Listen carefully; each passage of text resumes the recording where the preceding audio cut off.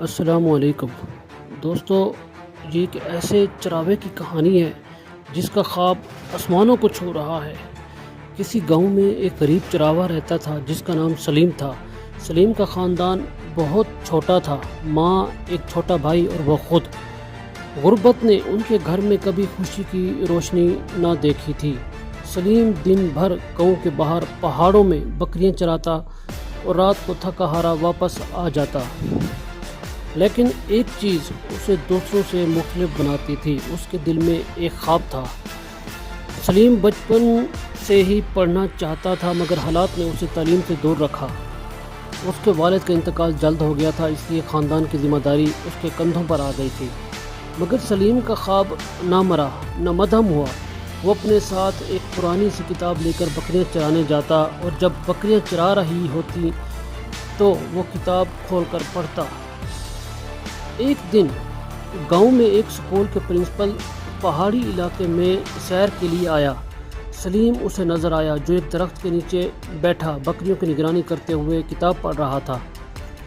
Principal نے قریب آ کر پوچھا، بیٹا تم یہ کتاب کہاں سے لائے ہو؟ سلیم نے شرماتے ہوئے جواب دیا، یہ میرے والد کی تھی، میں خود پڑھنے کی کوشش کرتا ہوں۔ پرنسپل اس کے جذبے سے بہت متاثر ہوا۔ انہوں نے سلیم کی مدد کا فیصلہ کیا اور اگلے ہفتے پرنسپل نے سلیم کو اسکول میں داخلہ دلوایا اور فیس معاف کر دی۔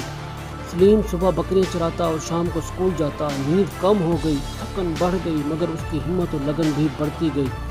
کئی سالوں کی محنت کے بعد سلیم نے میٹرک میں ٹاپ کیا، پورے ضلع میں اس کا نام آیا۔ اس کے بعد اس نے اسکالرشپ پر کالج میں داخلہ لیا اور پھر یونیورسٹی سے گریجویشن کی۔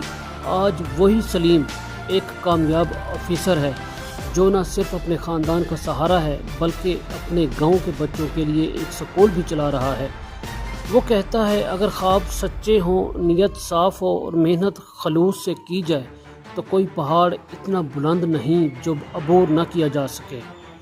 اس کہانی سے ہمیں یہ سبق ملتا ہے کہ حالات جیسے بھی ہوں، اگر انسان کے اندر خواب دیکھنے کا حوصلہ، محنت کرنے کی لگن اور سیکھنے کی جستجو ہو تو وہ ناممکن کو ممکن بنا سکتا ہے۔